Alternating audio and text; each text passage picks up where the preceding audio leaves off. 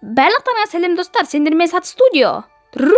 Достар, ойлап қарасақ, бүгін жаңа жыл мерекесі. Біз бұл күні 2019 жылмен қоштасып, 2020 жылды қарсы аламыз. Бұл жылы кейбір қайғылы оқиғалар да болды. Және кейбір күлкілі оқиғалар.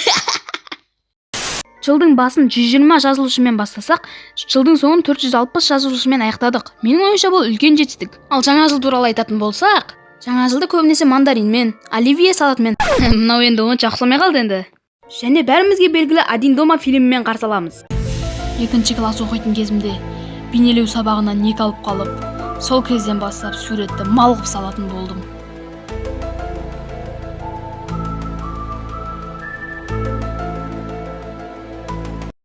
Жаңа жылда от шашу атқанды, немесе от шашуға қарап тұрғанды жақсы көрмейтін адам жоқ шығар сірә. Бірақ от шашу атқанда да сәл абай болу қажет. Бірақ қазіргі кезде от шашу көп атыла бермейді. Шыны керек, сол сияқты жаңа жыл өскен сайын қызықсыз болып бара жатқан секілді. Біздің кезімізде жаңа жылды айтсайшы. Енді өзіміздің арнамыз туралы айтатын болсақ, біз жылдың басында өте көп видео шығардық. Ал жылдың соңында өкінішке орай. Что вот Қарағұсо қазақ тілін білмейді. Ол менікі кінәлім емес. Сағат оқыдық тамыз.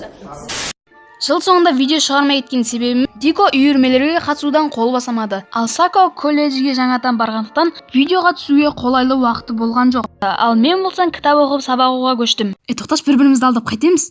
Шынымды айтайын, мен үйде жаттым, қолым бос. Просто видео түсіруге еріндім бар ғой.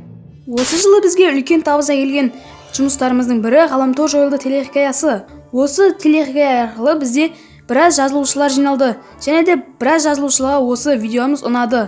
Және де осы телехикаяның жалғасы шықпай кеткені рас. Алдыңғы 2020 жылы Ғаламтор жойылды телехикаясының барлық бөлімдерін шығарамыз деп жоспарлаудамыз. Сондықтан да күтіңіздер.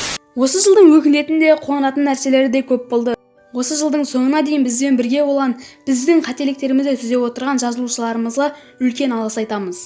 Және де сіздерге тілерім бақыт пен табыс, сәттілік пен молшылық. Және 2019 жыл еліміз үшін ең соңғы сәтсіз жыл болып қала берсін.